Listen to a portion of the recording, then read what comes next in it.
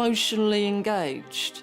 But then there's this small distance around this one woman, Camilla. She's doing what I call meerkat body language. So you just get this lone woman looking up and just gazing very coldly, assessing her potential rival as she goes up the aisle.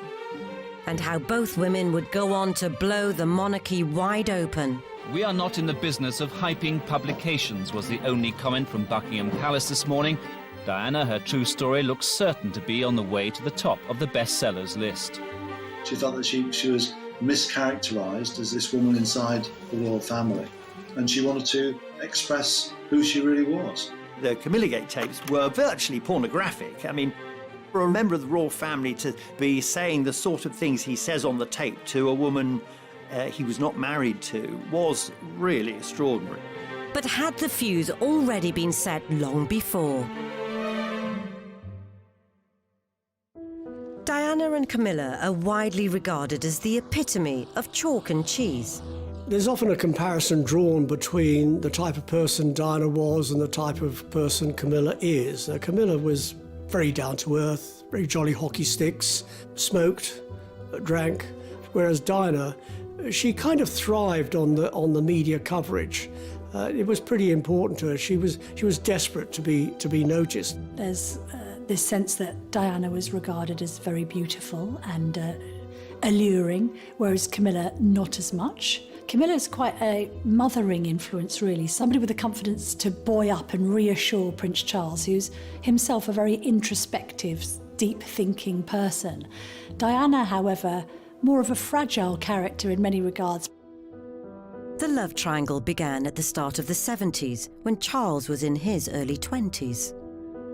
Camilla used to go to the polo in the early 70s to follow her boyfriend, Andrew Parker Bowles, who was, at that stage, the great polo player of Great Britain. And Prince Charles, by comparison, was a very poor polo player. The young prince rides like a cowboy.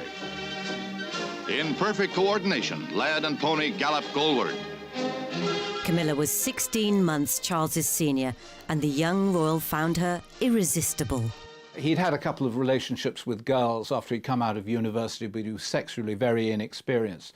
The same cannot be said of Camilla. And I think that what he was looking for was someone to lead him up the golden path to happiness in the bedroom, and she did it for him. But fun in the bedroom wasn't their only shared passion. She loved the goons as well, so they had that in common. They had horses, they had humour, and if you've got a sense of humour in common, then you can go a long way with that. The thing about Camilla is she's not the sort of shy, retiring, innocent creature that Charles at some stage may have thought he should marry. She's free, she's easygoing, she's boisterous, she's fun, unfettered. And put her in a situation where she's coming across people who have to live a life that is drilled down, regimented, ordered, you have a script to live by. She's going to be dynamite to somebody like that. So whenever Charles mounted his trusty steed, Camilla would be right behind him. There was a queue of girls who wanted to become Prince Charles's girlfriend, but it was Camilla who got him. As well as their mutual appreciation for all things equine. They'd made an unlikely connection long before this famous snap was taken. The old story is that Camilla went up to Charles and said, "Your great-great-grandfather and my great-grandmother were lovers, so how about it?" So was being a mistress Camilla's destiny?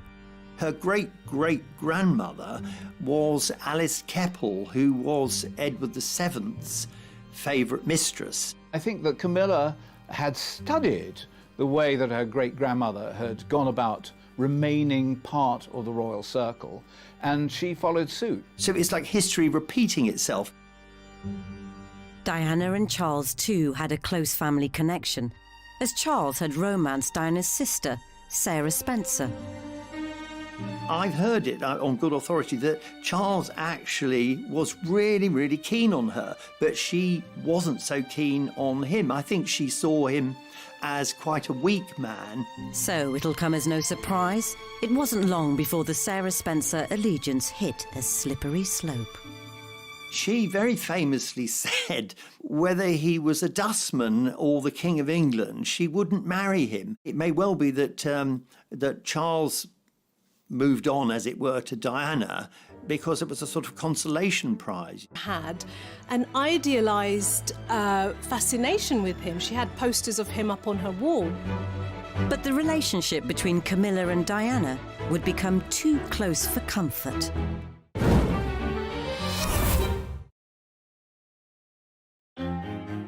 In the 1970s, Prince Charles had enjoyed a string of romances.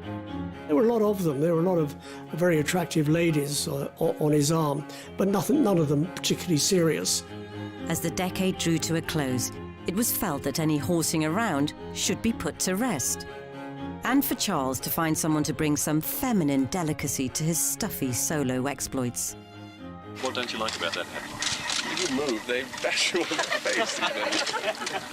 I'm not discovering whether they keep the flies on. I think the Queen Mother and Prince Philip both tried to give him a nudge in the marriage direction and say to him, look, it's probably time now that you settle down. But it was just a question of finding the right bride.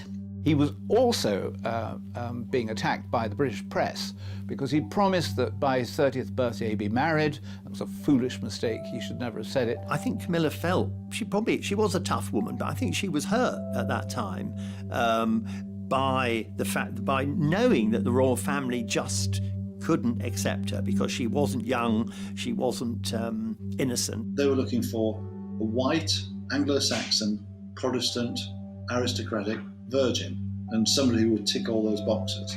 Charles fell hook, line and sinker for Camilla from the moment they first went to bed together, but she knew that she could never be a royal wife. By the time he came across Diana, he was getting pretty desperate. But when they had their first proper conversation, it was definitely not a time for flirtation. It was just after the honorary uncle, Lord Mountbatten, had been assassinated by the IRA, and Diana said to him how awful this was and how difficult it must have been for him at the funeral. Once she said that, he was all over her, like to use her phrase, like a bad rash. Lord Mountbatten actually played a very cynical role in Prince Charles's love life. On the one hand, he allowed his house at Broadlands to be used as a base for Charles and Camilla to go to bed together. On the other hand, he was using it as a place where Charles could meet other girls in the hope that sooner or later one of them would stick. And he was determined, if he possibly could, to have a hand in queen-making. It's thought Lord Mountbatten, 7 years previously, was so determined for Charles to stop his affair with Camilla and concentrate on securing a suitable bride, he arranged for him to be posted abroad. Charles had a strong desire to want to get engaged, to want to be with Camilla, and then guess what? He's sent away for 7 months. Now, it's a normal human reaction. If this is someone you're in love with, you're emotionally bonded with, and they're sent away, you're going to want it even more. And I think this is exactly what may have happened with Charles. Whether royal strings were being pulled or not, while Charles was at sea, Camilla had married Andrew Parker Bowles, and as they moved into the 80s, the press were promoting a new potential princess. Initially, Diana was portrayed as shy Di. She was very much considered somebody who went around her business with her head bowed, not a particularly extroverted character. In some of the footage, we can see that she's actually doing a complete cut-off gesture, which is that she's completely covering her face with her hands. Now, it made her look haunted and hunted. It implies that she's not enjoying it. And also, I think that was more for Charles, that signalling. That, look, I'm not vying for publicity, I'm not gloating about the fact that I might be the woman of your dreams. And also, I wouldn't mind a little bit of protection and looking after as well. I think she was trying to trigger that part of Charles's psyche that I don't think he ever had. Diana, the moment she burst onto the national scene, was seen as a perfect English rose. And she was seen as the perfect match for Prince Charles. Diana was also a virgin, and it was felt at the time that Charles should be marrying a virgin. The attractive, shy and innocent Diana may have been a suitable match for the firm, but perhaps not for Charles. At this point, Charles was doing what he became so good at. He would have won a medal for it if it was an Olympic sport, which was ignoring Diana. So he'd gone out with her and he's talking, I think, to Camilla's husband. And we can see Diana, she's just been left alone at that moment, even though he's standing next to her. And I think she does look fed up. Even when we saw her with him, we were seeing her alone. They never pitched up like a double act. Yet far from keeping his mistress and his betrothed separate, remarkably, many of Charles and Diana's early meetings came at the Parker Bowles estate in Wiltshire. When I was working with Diana on her biography, we worked out that she had been with Prince Charles about 13 or 14 days in total during the courtship, and most of that time they were at Bolehide Manor, which is where Camilla and Andrew Parker Bowles lived, or that they were at the races with Camilla, or there was some other function with Camilla. She was always present. And I think there was a naivety around Diana's attitude towards the relationship between Charles and Camilla, that they were close friends, both from the kind of equestrian horsey set, had known each other for years. I don't think Diana realised that they were carrying on as lovers behind the scenes. I wonder whether this was Charles's attempt to integrate the two sides of his life, love and the intimacy with Camilla, and duty, marrying the virginal Diana. That's having cake and eating it. So yes, the wives, girlfriends, lovers would go and watch their other halves playing the game, and that's how they were kind of thrown together. And Camilla had been around the traps for quite some time, and Charles said to her, as one would to a friend, just keep an eye on Diana and help her along the way. When the two women are talking to one another, or at least Camilla seems to be communicating with Diana, the smile that she's wearing is so affectionate and maternal, which is really weird. So I find that kindly smile not nice, really. Funnily enough, I think that Camilla, more than anything, who was in on the secret, wanted Diana to be happy with Prince Charles. She was ready to step back, allow Diana to become the royal wife, although she wanted to remain the royal mistress.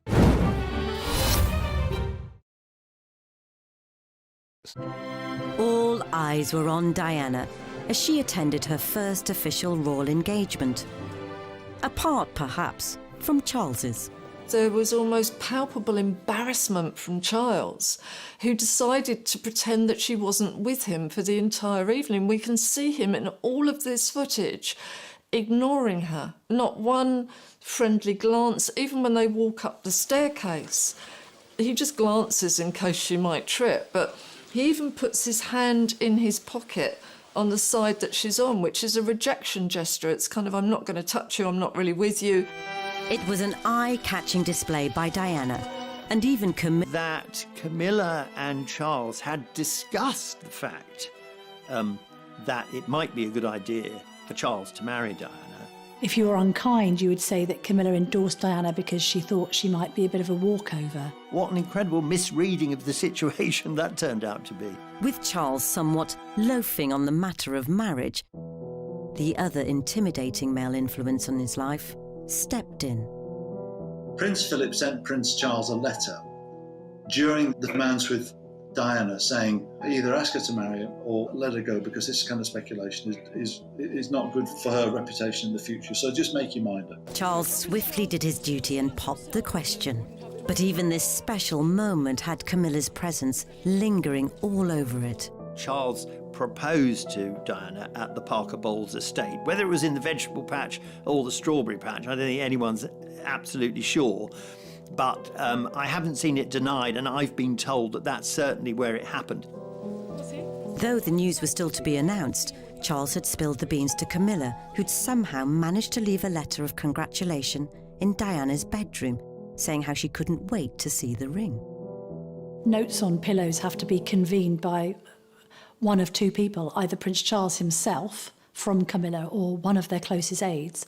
But second of all, I think the idea that Camilla had knowledge of this intimate moment ahead of anyone else must have served as a wake-up call to the fact that Charles was clearly treating Camilla as the ultimate confidant. She later complained about it and said that Camilla knew more about her movements and activities than she, Diana, knew herself. Quite clear what Camilla was doing when she put a letter on Diana's pillow. It was to find out what the lie of the land was like and how could she still see Prince Charles. It speaks volumes about the extent to which she is a woman who can control situations, who wants to control situations.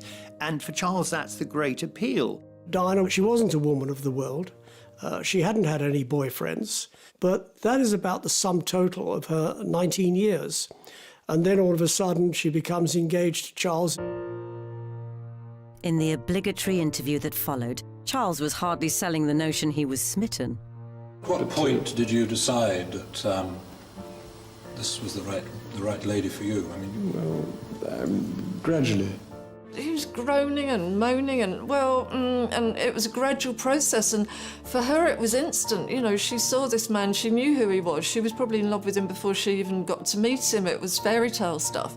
She was playing up to the cameras, she knew what her script was, she was ready to say, I am in love with this man and it's all going to be wonderful. But he, unfortunately, a man of some conscience, was thinking, Camilla's watching this.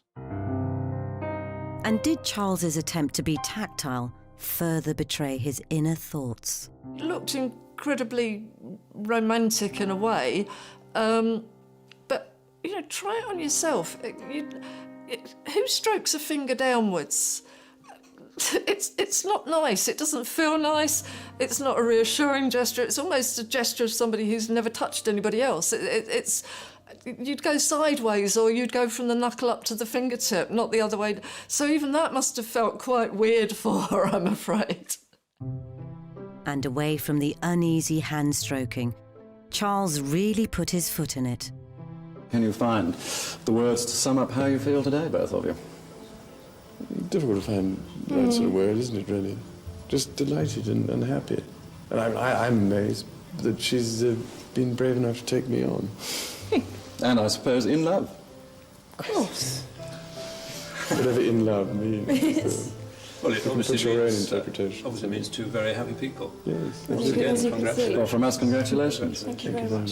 Very kind. That was the point, that her fairy tale marriage, you could see that it was a fairy tale created by the Grimm brothers. You know, it just collapsed, and you can see her face went down like that, his face went down like that. Was that the first sign that Diana looked across to the man who would be king, the man who would be her husband, and thought to herself, good grief, I may have made a dreadful mistake here? A few days later, as Charles departed for a trip down under, further signs emerged that all may not have been well. There's footage showing Diana crying as Prince Charles leaves for a tour of Australia, and people think it's because she's miserable that he's going away. Part of that was true, but also it was the fact that when she entered the waiting room at the airport, he's on the phone to Camilla, and she thinks, I'll just leave them to it. But by then, she's realising that this relationship is far more complicated and far more sincere and long-lasting than she'd ever thought. So these weren't tears of grief at their parting. They were a sign of a woman scorned.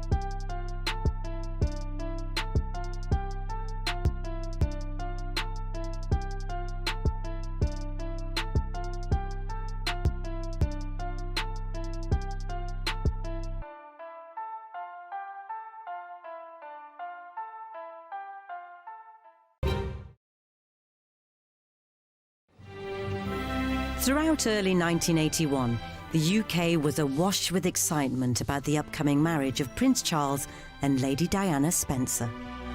Why have you come here today? To try and get a glimpse of Diana and Charles. The nation was certainly gripped by wedding fever in the lead up to Charles and Diana's wedding, not least because it had followed the so-called winter of discontent. So to have something to celebrate at last in 1981, and also the making of this fairy tale with a proper fairy tale bride. But two people perhaps weren't in such high spirits, as Camilla strived to ascertain where she stood. Camilla and her other friends were assessing Diana, and Camilla is very intrigued to know whether Diana is going to hunt. And she says no, she's not. And so Camilla was relieved about that. And that really was the fact that it meant that she still had an avenue to see Prince Charles on a regular basis. Meanwhile, Diana's suspicions of Camilla were also on the rise. I think that Diana was feeling a bit tender and a bit sore and a bit neglected as well by Prince Charles because he was busy doing royal engagements. And then she comes across this bracelet that he ordered for Camilla. The discovery of the GF bracelet raised a lot of questions in Diana's mind.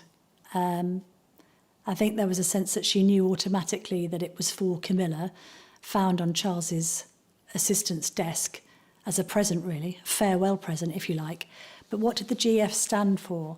Did it stand for Girl Friday, which suggested an intimate relationship between Charles and Camilla?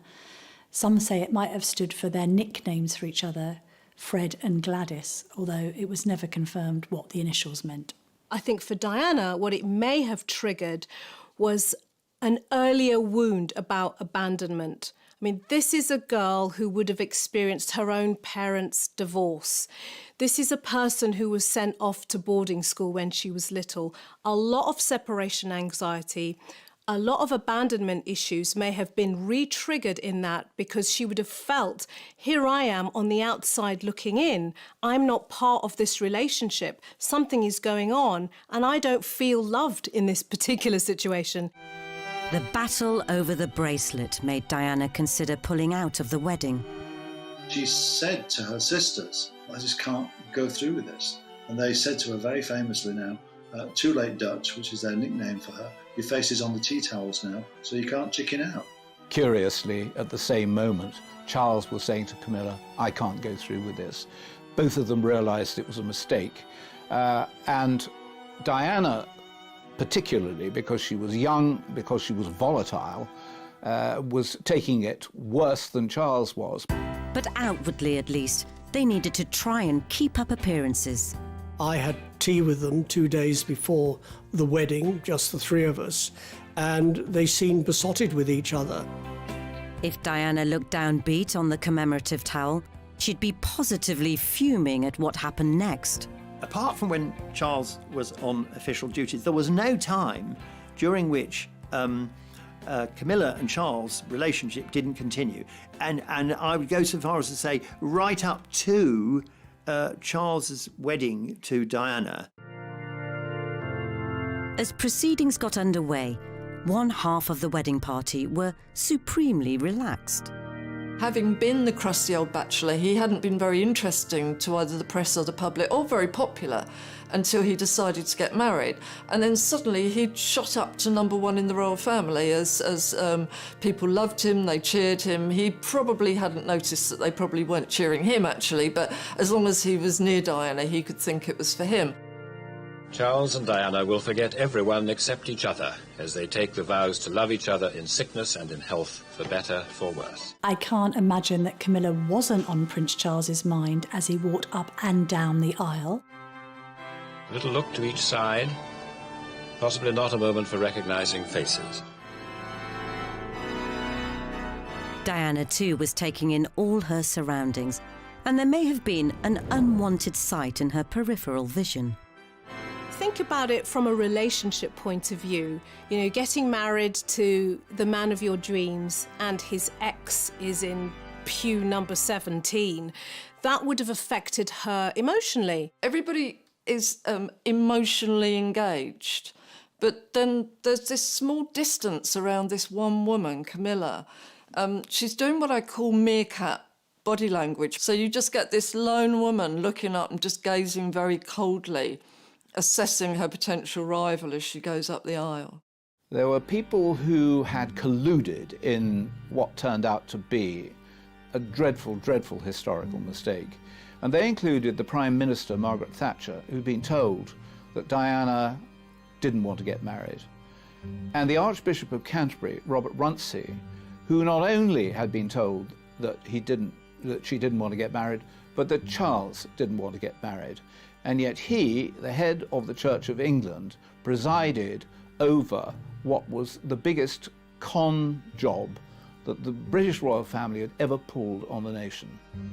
As they traipsed back down the aisle, now man and wife, the congregation scanning continued, with Charles slowly walking into a future without his mistress, or so we all thought. So having initially been optimistic about Charles shaking her off because they now were married and wanted to start a family, I think Diana quickly realised that she'd been rather naive in that assumption.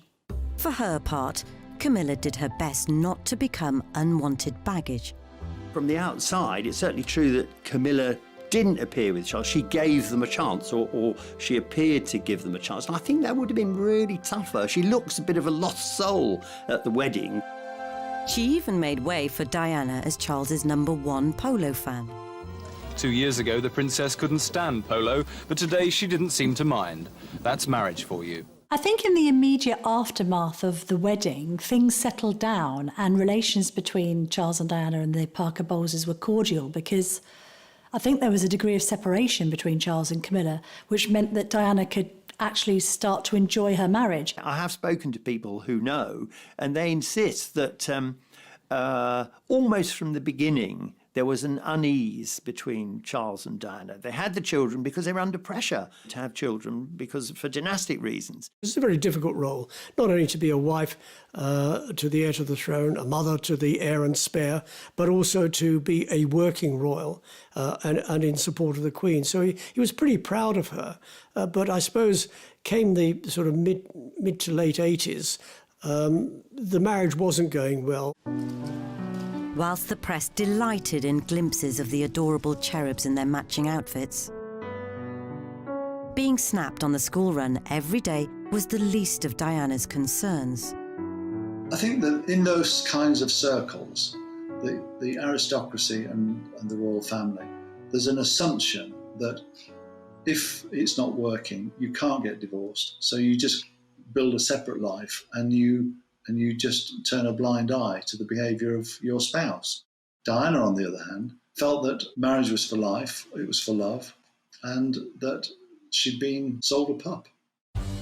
Charles had rekindled his love affair with Camilla, urging his staff to go to great lengths to keep it stum. Royals don't go around by themselves. They've got a retinue of staff and an entourage. So when he used to duck in and out of the palace, aides used to nickname him the Prince of Darkness. Ironically, it seems the only time Diana could be sure she had Charles to herself were on official trips to the other side of the world. She's being left to walk behind, and she's being left very much to her own devices. He goes off with somebody else. She barely seems to have somebody with her. I think, again, he sees the crowds cheering, and this is his moment. Suddenly he's Mr. Popular, and you can see he dives into the crowd because he thinks everybody suddenly loves him. He's the centre of attention.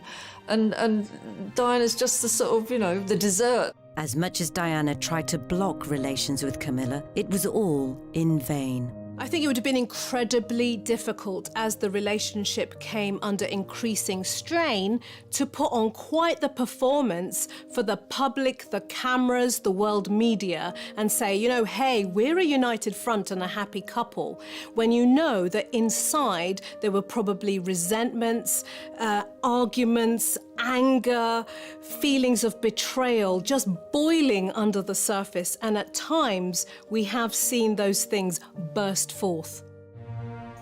And in February 1989, a decade of tension came to a head at the 40th birthday party of Camilla's sister, Annabel Elliot, which Diana turned up to unannounced. And I think she managed to corral Camilla into a room. And they have this rather terse interchange during which time Diana says, "Leave my husband alone," and Camilla says words to the effect, "Well, you've got two lovely children. Why can't I have him?" Diana seemed to have been transformed from this shy teenager into a woman who was, I mean, paradoxically, a bit more like Camilla. She was tougher, and she decided she didn't want to put up with this anymore. She wasn't going to be the complacent wife. 1989 brought further humiliation as Camilla and Charles were pictured together in Turkey. Charles, throughout this, has made the mistake of believing that he, as Prince of Wales, could do more or less what he wanted to do, and that if he wanted to have a mistress, then so be it. But behind the vacant stairs, Diana had been secretly plotting with biographer Andrew Morton to get her story out. "We are not in the business of hyping publications," was the only comment from Buckingham Palace this morning. Diana, her true story, looks certain to be on the way to the top of the bestsellers list. She felt that she was mischaracterised as this woman inside the royal family, and she wanted to express who she really was. The book would be like a grenade thrown into the heart of the monarchy. But was this Diana's way of dishing the dirt first, having foreknowledge she was soon to be caught in her own scandal? Her motivation, I think, was to get her retaliation in first, was to articulate her story before Prince Charles did. Squidgygate were conversations, intimate conversations that were recorded between Princess Diana and James Gilbey, a very close friend, perhaps more than a friend, just discussing the difficulties that she was suffering in her life and her unhappiness. This added a new dimension. It suggested that perhaps Prince Charles wasn't the only one misbehaving in his marriage. And Camilla made a rare public statement, sympathising with the troubled couple. It was reported that she had acted in total ignorance of news of the breakdown of Charles and Diana's marriage and said that she knew no more than the average person on the street. Although, of course, that was later proved to be complete and utter nonsense. That proof came in the form of her own phone tape scandal, of salacious sweet nothings with the heir. The Camilla Gate tapes were virtually pornographic. I mean, for a member of the royal family to be saying the sort of things he says on the tape to a woman he was not married to was really extraordinary. The transcript of the alleged sexy talk first appeared in the Rupert Murdoch-owned Australian New Idea magazine, though the UK papers were unusually reticent to go full guns blazing with the scoop. We have taken the decision today not to publish the full transcript of the Camilla Gate tapes. A Murdoch-backed paper were the ones to finally break rank.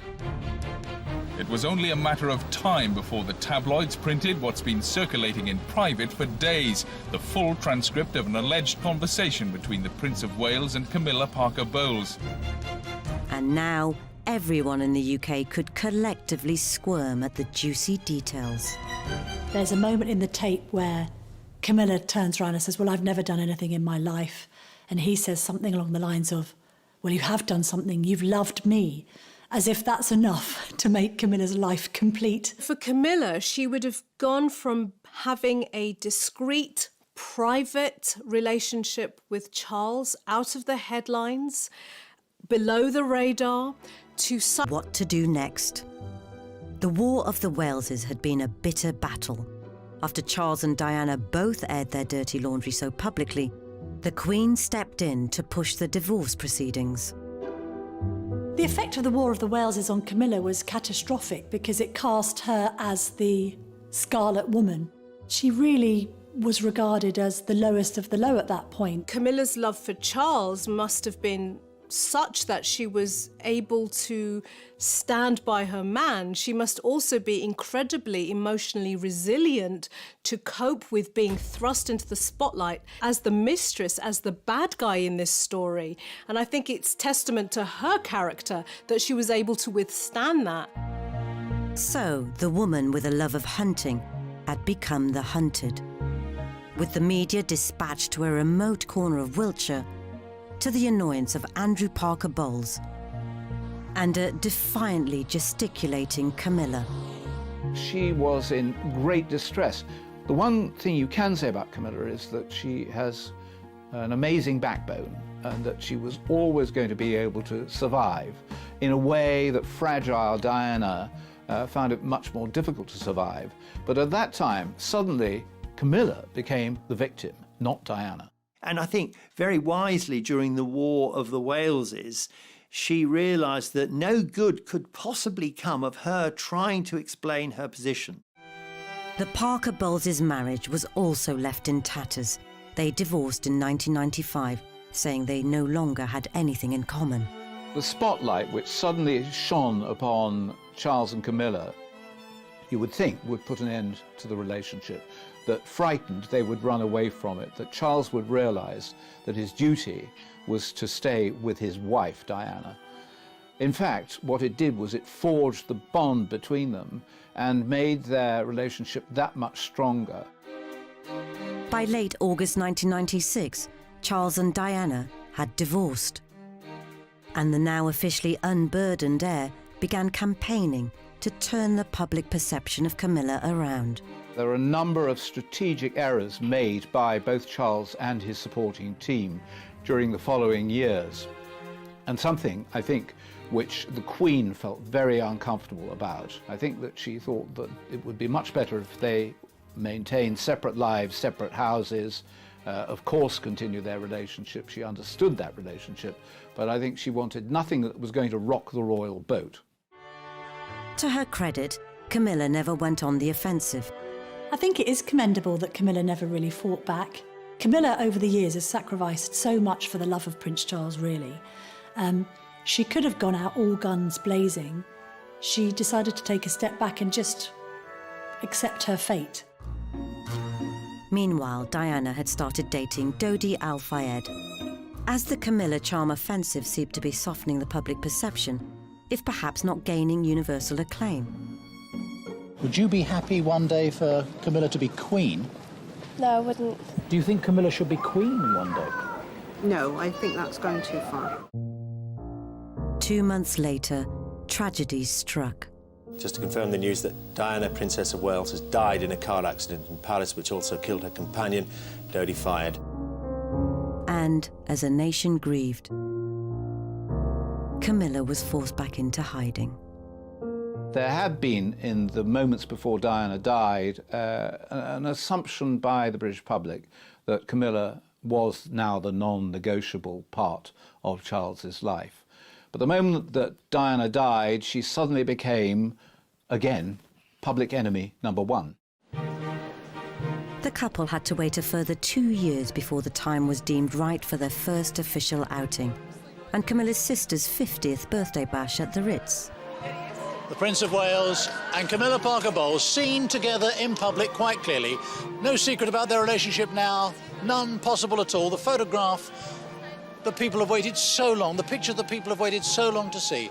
There was always going to be a huge response to Charles and Camilla's first outing at the Ritz, because this was putting Camilla on an official footing alongside a future king, basically saying to the world, you might not like it, you might not like her, this is the woman I love, and this is a woman I see in my future. It was well known at this time that the reason Charles hadn't married Camilla in the first place wasn't that he didn't want to, it was the royal family interfering. To mark the occasion, Camilla wore a necklace which was owned by her great-grandmother and the favourite mistress of Edward VII, Alice Keppel. Oh, Camilla's a very clever girl.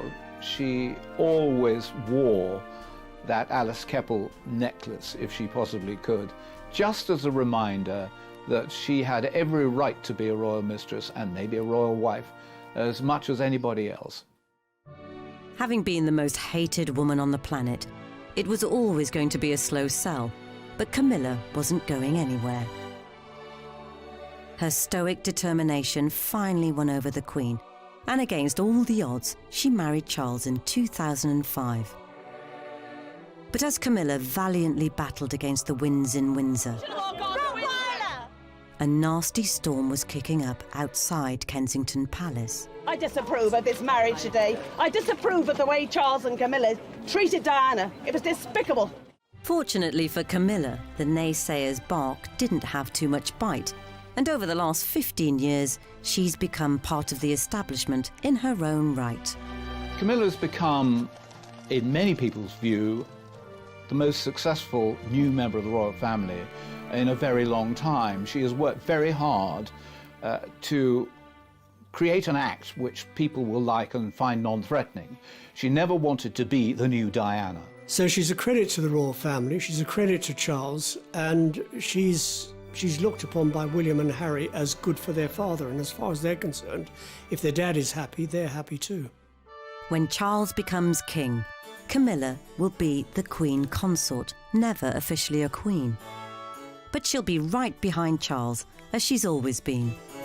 Camilla is Camilla. Camilla, what you see is what you get. She doesn't put any airs and graces. She doesn't pretend to be anything other than Camilla.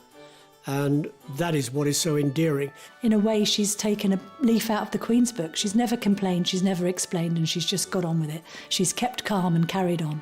I suspect the Queen looks back now and thinks, if only we'd let Charles marry Camilla in the first place, because they will be aware now that at no stage would Camilla have ever gone to the press, gone secretly to a journalist and supplied information for a book about her disastrous marriage. In other words, the Queen and the royal family have realised that Camilla is actually one of them. She, in a way that Diana never was. And I think that's made it easier for the Queen to accept. Whilst Diana may never have been suited to becoming Charles's queen, more than 20 years since her death, she still remains one of the nation's most beloved members of the royal family. And though Camilla might not ascend to the same levels of popularity, there's no doubt affection towards her continues to grow as we approach the time when her husband becomes